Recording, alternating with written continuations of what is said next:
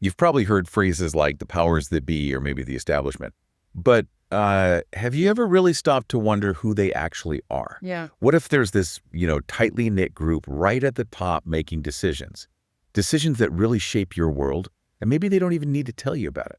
It is a question that can feel a bit uncomfortable, almost like you're not supposed to ask. Right. But it's so vital if we want to genuinely understand who holds the reins in society. Exactly. Yeah. And that's why we're here. And our mission today is to do a really fascinating deep dive into a very powerful, very provocative text. C. Wright Mills' big 1956 work, The Power Elite.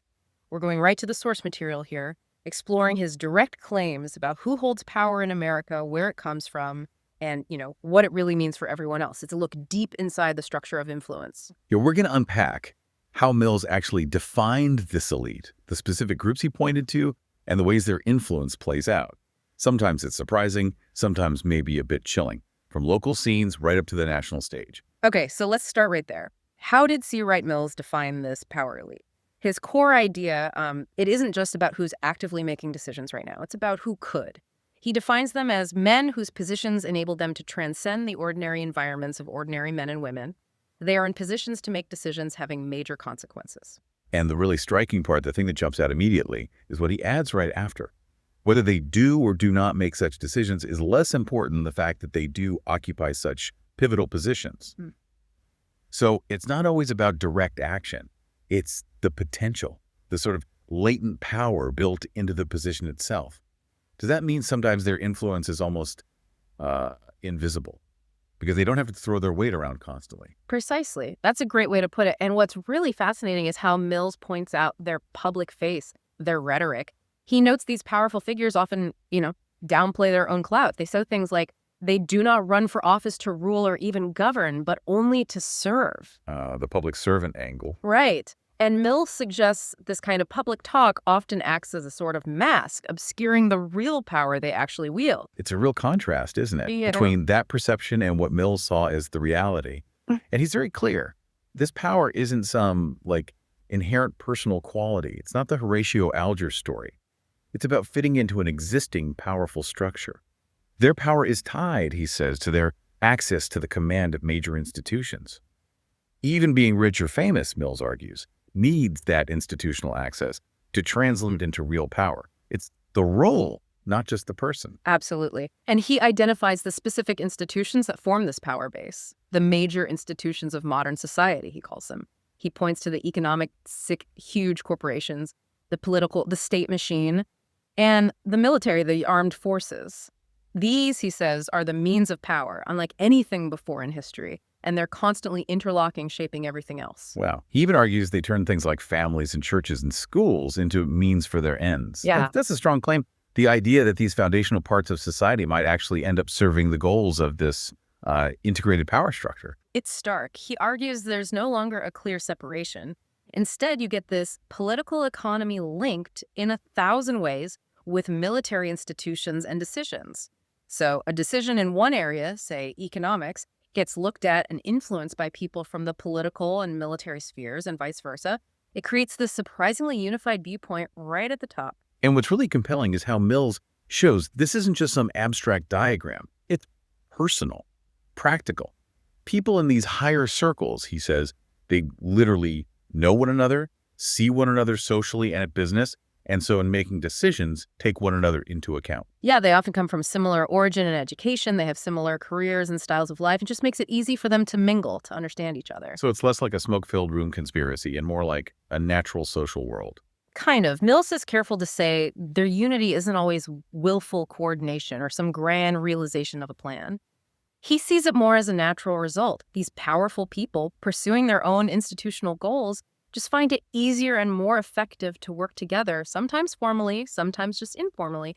It's pragmatic. A pragmatic convergence. I like that. But the result, according to Mills, is this huge power gap in American society. He puts it very bluntly.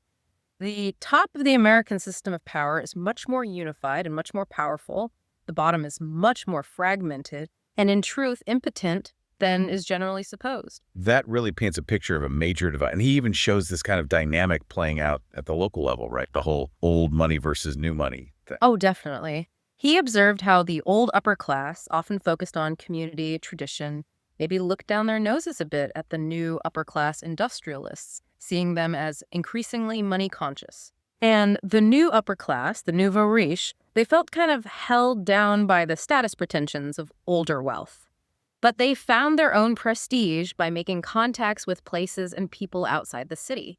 It's a fascinating glimpse into elite social dynamics. And he gives real examples, doesn't he? Like that Charles Homer organizing the International Trade Council. Yes, in Regional City, Homer, part of the inner crowd, gets this council going, raises funds, pulls in followers and other crowds, and his pitch is pure pragmatism. We get right down to the problem, that is, how to get this council. It's about making it happen, using your network. Less about lofty ideals, more about leverage. Exactly. And this local stuff ties into a bigger picture Mills saw. The whole landscape of prestige was shifting. He talks about the social register. Right, the Blue Book. Yeah, he calls it the nearest thing to an official status center in America back then, picking people based on money, family, lifestyle. But what's interesting is he notes its admission rate for new families dropped off after 1920. Times were changing. Which leads him to something that sounds incredibly current, especially for 1956, the rise of the celebrity. It's uncanny, isn't it? He says by the mid-20th century, the hierarchy of publicity has replaced the hierarchy of descent and even of great wealth. Wow. He is talking professional celebrities from stage, screen, radio, TV. They're competing for attention, for status, with the old guard socialites. It really feels like he saw where things were headed. He even saw it happening with politicians, didn't he? Mentioning Eisenhower. Yes. He points out that even top figures like President Eisenhower had to compete for attention and acclaim with the professionals of the mass media. They were being carefully groomed and coached for the TV camera, even getting reviewed by entertainment critics. It just shows how crucial public image and media performance were becoming, even for the most powerful people. It wasn't enough just to have power anymore. You had to perform it for the cameras. Pretty much. Okay, so we've got this elite defined. We see how they connect socially. Now let's dig into the institutions Mills identified as the real pillars of their power. He names three: the corporate rich, the chief executives, and the warlords. Let's start with the money people, the corporate rich. He says their wealth and power are comparable with those of any stratum, anywhere, or any time in world history. That's a massive claim. It really is, and he immediately pushes back against the popular self-made narrative. Mills argues that the objective structure of opportunities, the system itself, and specific historical moments are often way more important than individual traits in building huge fortunes. So it's the context. Largely, yes. He asks these provocative questions like, where would the very rich in America now be if, say, the political system hadn't been corruptible back in Vanderbilt's day? Or if the Sherman Act had actually been enforced against Rockefeller? Or without tax loopholes like oil depletion allowances for guys like Sid Richardson? He's basically saying the rules of the game heavily favor certain outcomes. Right. The system itself helps create the massive fortunes. It's not just individual genius operating in a vacuum. And he points to World War II as a huge accelerator for this wealth concentration, right? Oh, absolutely. He gives figures like 2/3 of $26 billion in new factories and equipment paid for directly by the government during the war. And the top 250 corporations got the lion's share of the prime war contracts. It was a massive, massive shift of public resources into private corporate hands. Okay, so they accumulate this massive wealth, often held by historical events and the system itself. But how do they keep it? Mills gets into the nitty-gritty there too, doesn't he? He really does. He pulls back the curtain on the financial engineering. He talks about things like donating principal to charities to get an immediate tax deduction while still receiving the income from it. Clever. Very. Or using complex trusts, like short-term trusts, specifically designed to shift income to beneficiaries in lower tax brackets. And stock options, which were taxed at lower capital gains rates back then. It's all about minimizing the tax hit and preserving that wealth. It's a whole different financial world. And then there are the perks, the corporate privileges beyond salary. You mentioned duck hunting. Slate chuckle. Yeah, the duck hunts. Mills mentions company-run expeditions, like at Continental Motors, that were written off as business expenses. He jokingly called the expense reports for these things swindle sheets. Swindle sheet. That's great. It highlights how these higher emoluments, these lavish perks, just became totally normal, expected, within that corporate rich circle. It wasn't just salary, it was a whole lifestyle subsidized by the corporation. So they're making the money, keeping the money, and expensing the duck hunts. Got it. That about sums it up. So if the corporate rich are about getting the wealth, the next pillar Mills discusses, the chief executives, is about how that wealth and corporate power are controlled. And it's incredibly concentrated. These are the guys running the show. The new bureaucrats of power, he calls them. Exactly. And the concentration is stunning. He cites that less than 0.2% of all the manufacturing and mining companies now employ half of all the people working in these basic industries. Think about that. Tiny fraction of companies, half the workforce. That's incredible centralization. Right. And it's not just within companies, but between them, right? The interlocking directorates. Yes. He stresses this isn't just a buzzword, it's a solid feature of the facts of business life. You have the same people sitting on the boards of multiple major corporations. Mills saw this as the sociological anchor for their shared interests, unifying their outlook, their policies. It's like the same small group is steering many different ships, ensuring they generally head in the same direction. So much for pure competition between these giants. Well, Mills certainly questioned that. He challenged the whole idea of countervailing power, the theory that big business, big labor, big government somehow balance each other out. He argued that sometimes, like during inflation, these big corporate units just become a coalition against the public, easily passing costs along. He felt that balance idea was more wishful thinking, ideological hope, than reality. That's a pretty direct critique of standard economic thinking at the time. And he also noticed how the path to becoming an executive was changing. Less rough and tumble entrepreneurship. Yeah, he saw a shift away from the founder or the family head running the show towards more of a bureaucratic crawl up the corporate ladder. Success, he argued, became less about maverick genius and more about fitting in. Being seen as a sound man, being well-liked, becoming an insider who gets the confidence of the inner circle, conformity becomes key. Playing the game, basically. And the corporations actively encourage this. Mills points out how they train and sort of indoctrinate their future leaders through places like Harvard Business School programs or internal training to become these broad gauge men. Broad gauge? Yeah, meaning capable of thinking across different parts of the business, making coordinated decisions. He holds up O&D Young of General Electric as an early example, someone who saw the corporation almost as a public institution and the leaders as responsible trustees. A very particular kind of mindset. Okay, corporate rich, chief executives. Yep. That brings us to the third pillar, the warlords, the military elite. Mills paints a pretty grim picture of the world they operate in. He really does. He says America in the mid-50s lives in a military neighborhood, one that's technically open to catastrophic attack. Peace isn't really peace, it's a mutual fright, a balance of armed fear. And this state of war or a high state of war preparedness feels like the new normal, maybe permanent. It sounds very Cold War, very stark. Yeah, almost fatalistic. And didn't he say the elite themselves kind of admitted that a modern war was unwinnable? That's a crucial point he makes. He says there was an admission within the elite that none of the combatants would win a potential nuclear war. There was no image of what victory might mean. So if war is unwinnable, but constantly prepared for, what does that do to the military's power? It massively increases it, according to Mills. The generals and admirals gain increased power to make and to influence decisions of the gravest consequence, especially foreign policy decisions. He even says the professional diplomat has simply lost any effective voice. The military perspective becomes dominant. And this connects back to the corporate world too, doesn't it? The duck hunts reappear. Slight chuckle. The duck hunts are a recurring theme. Mills quips that the closest a modern general gets to actual combat might be at a duck hunt in the company of corporation executives at the retreat of Continental Motors, Inc. It paints a picture of cozy connections. It does. And he explicitly talks about the traffic in personnel, the revolving door between high military ranks and top corporate jobs. He gives examples like General Lucius Clay going to Continental Can, General MacArthur to Remington Rand. It's a very visible link. So the lines are really blurred between military and corporate leadership. Very blurred. And Mills adds another layer. The military becomes the biggest funder of scientific research. And crucially, they start undertaking a large-scale and intensive public relations program. PR. For the military. Yeah, to sell their strategic ideas and maybe even themselves to the public and to Congress. It shows how conscious they became of needing to manage their image and influence beyond just military matters. It's about shaping the whole environment. Okay, so you have these three incredibly powerful, interlocked groups. corporate, executive, military. What happens to, traditional politics in this picture? Congress, politicians. Well, Mills describes what he sees as a political vacuum opening up. He argues the real initiative, the real power, has shifted away from Congress and towards the executive branch. This leads to a decline in the influence of professional politicians. They become more focused on local issues, less engaged in the big national and international debates where the power elite operates.